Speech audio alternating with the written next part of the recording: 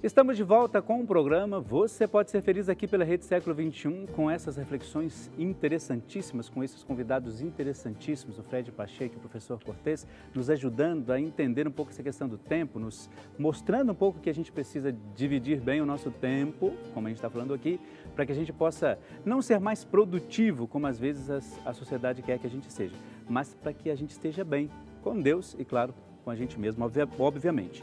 De Volta Redonda, no Rio de Janeiro, Maria da Glória Ferreira, ação de graças por todas as bênçãos recebidas através das orações da Rede Século XXI. Pede ainda pelo Lucas Oliveira Teixeira e uma graça alcançada. Que bom, claro. Miguelina Barbosa Cardoso, de Monte Azul, lá em Minas Gerais, oração por ela mesma e também ela vai passar por uma perícia médica, que Deus possa abençoá-la. Naira Amaral Rambaldi, de Volta Redonda, também no Rio de Janeiro, pessoal de Volta Redonda aí, sintonizado aqui na Rede Século XXI.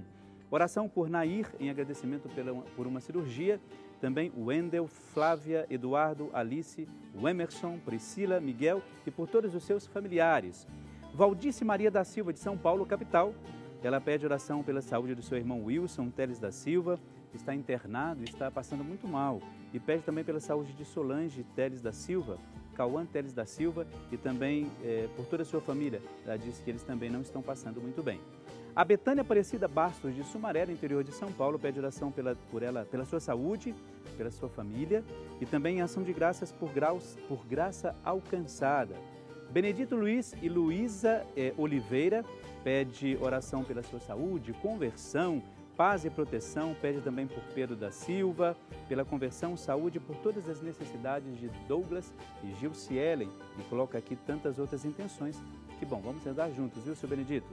Fátima Gadibem Ferreira, de Três Corações, lá em Minas Gerais, pede oração por sua saúde e paz, por Christian Gadibem, por sua saúde, também por Helder Fonseca e também por Caio Gadibem, por suas necessidades e também por Paulo César, por Ramon Júnior, pede também por proteção de todos os seus familiares. Maria Francisca de Jesus, de Elias Fausto, no interior de São Paulo, pede por ela mesma, por cura e libertação das enfermidades e pede também por toda a sua família.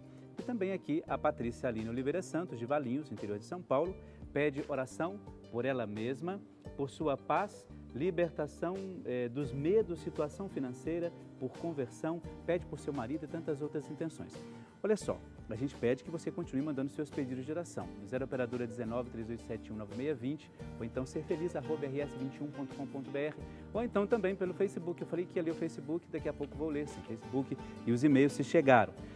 Quero dizer o seguinte, todas as vezes que a gente lê as intenções aqui, a gente coloca a vida de cada um de vocês, porque eu acredito muito nisso, o poder da intercessão que nós temos, não só eu, mas você também que pode interceder pelas outras pessoas. Então, quando você liga para cá e a gente lê os pedidos, isso para nós é muito importante, porque a gente, junto como irmãos, a gente apresenta a Deus as nossas necessidades. Vocês viram que tem pessoas do Brasil todo, né? É do Norte, Nordeste, isso é muito legal. O que você acha disso, Fred? Eu acho isso lindo. Isto é a comunicação a serviço do bem. É a gente ter uma rede século XXI que faz a comunicação, a palavra, o amor de Deus chegar no coração das pessoas e aí a gente tem esse feedback, essa resposta maravilhosa. Isso é muito bom. Se a gente pede para as pessoas ligarem, é sinal de que a gente tem que, de fato, rezar e colocar as intenções. Não como obrigação, obviamente que não. Porque eu, sinceramente, eu tenho essa necessidade, principalmente no programa Você Pode Ser Feliz, de trazer os pedidos das pessoas, né? Eu acho que é um momento de oração que a gente tanto fala, né? Eu queria que a gente começasse esse bloco lembrando o seguinte, você tinha falado um pouco, quase que eu cortei o Fred, sabe? Porque, mas não, o cara está falando tão bem, isso ajuda muito. Você falava a questão do tempo, a gente acorda, vê Facebook, vê não sei o quê. Esquecendo um pouco essa questão da tecnologia, você acha que hoje falta isso, esse tempo meu em relação a Deus?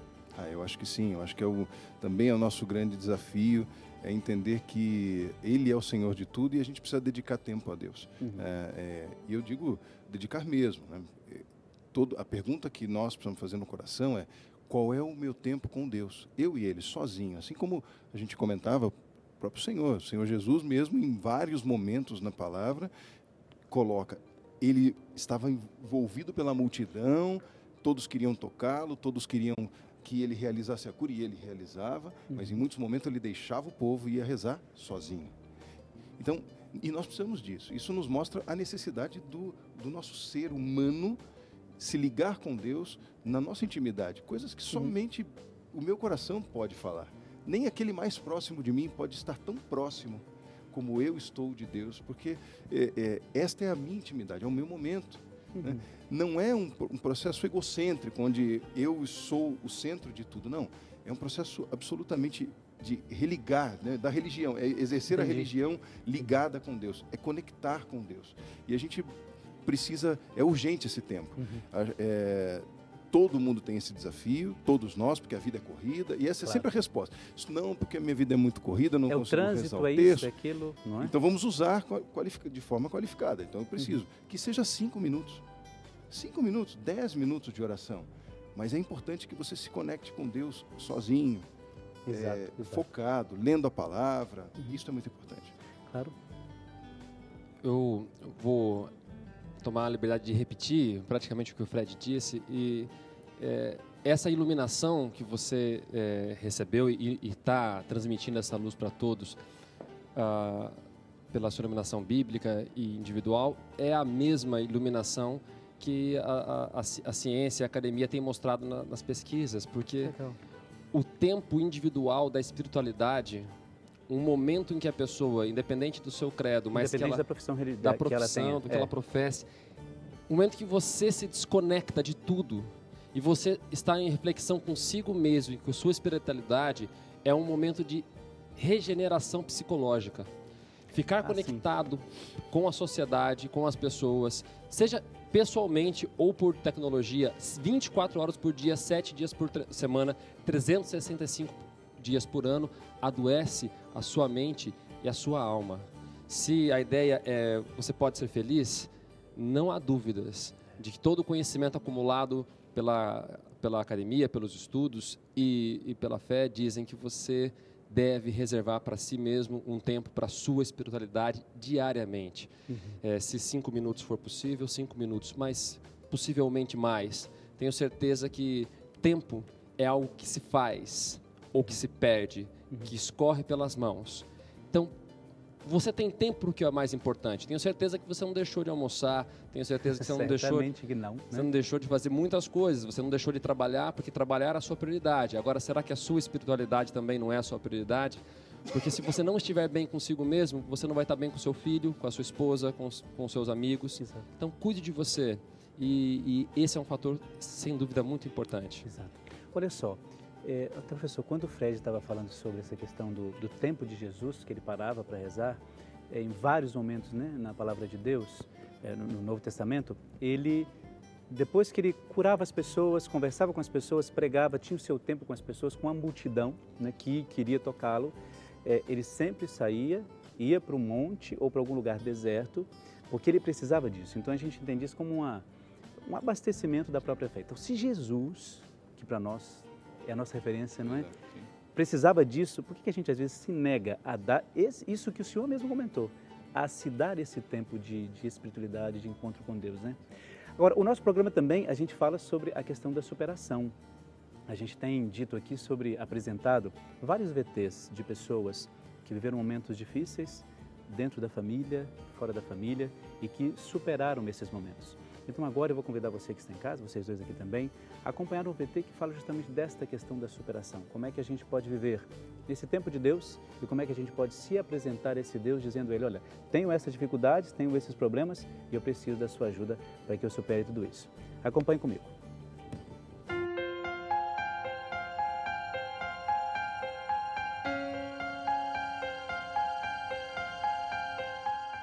Meu nome é Lúcia, esse aqui é meu esposo Ronaldo e estamos casados há 16 anos. E tivemos o nosso primeiro filho, Leonardo, depois de 3 anos e meio de casada. E logo próximo, entre 1 ano e meio da chegada do Leonardo, já chegou o Renato na nossa casa, na nossa vida, trazendo muita alegria para a nossa família. Nesse meio tempo a gente não tinha a área no fundo, né? Então chovia, não tinha lugar para eles brincar. Aí já me preocupei em fazer aquele abrigo no fundo da casa para ter espaço, né? Que meu sonho era ter assim, uma família grande, 3, 4 filhos.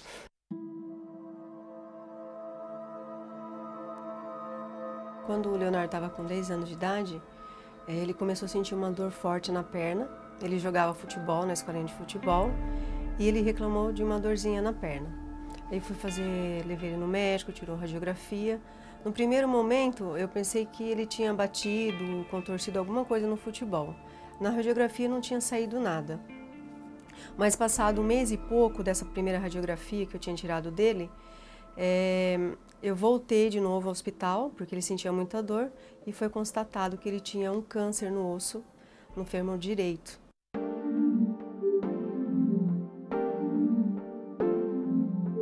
O tratamento do Leonardo, ele durou 1 ano e meio.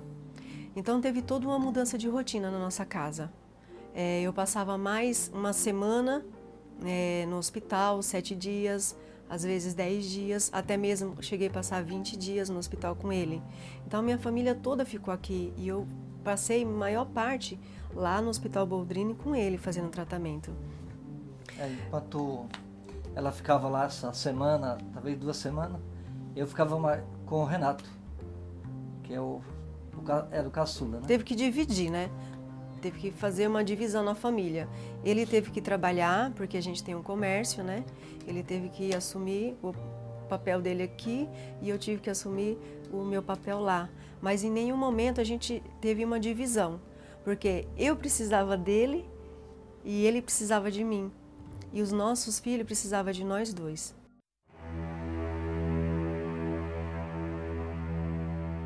Eu via mães e seus filhos ficarem ali, às vezes 30 dias dentro do hospital, e não aparecer um pai, e não aparecer um irmão, e não aparecer ninguém para dar uma aliviada naquele momento. Porque isso é muito importante.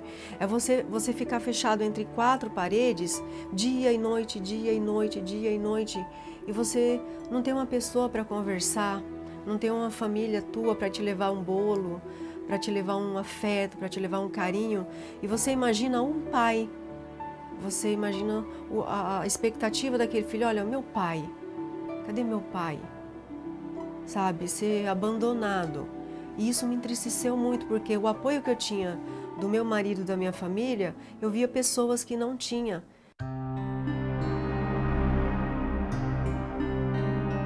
No primeiro momento eu pensava no Leonardo que estava lá, que precisava mais de mim. Em segundo momento eu pensava no Renato, que era menor, que estava com a faixa de 8 anos. De 7 para 8 anos. E ele estava na escola. Então, eu pedia muita força a Deus, porque às vezes eu pensava nele aqui em casa, mas ao mesmo tempo eu falava, tem um que está mais precisando de mim. E o que me confortava era que eu tinha aqui para me socorrer minha mãe, meu esposo, meu pai, meus irmãos, minhas cunhadas. Então, ele estava bem guardado. Então, isso me acalmava o coração e fazia com que eu tivesse força de estar lá e me dedicar por completo ao Leonardo. Eu almoçava aqui na casa da mãe dela, né? Almoçava, jantava e levantava cedo, trocava o menor para ir para a escola, levava, aí depois minha cunhada buscava e fui trabalhando assim.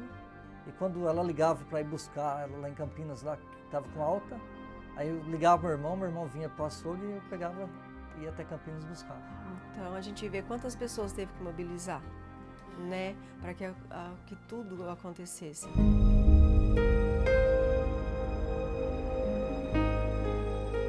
Desde o primeiro momento que eu recebi a notícia, o que me sustentou foi Deus.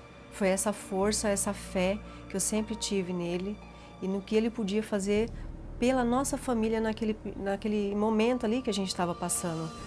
Então, foi em quem a gente se apegou, em quem a gente buscou forças para continuar a batalha no tratamento do Leonardo.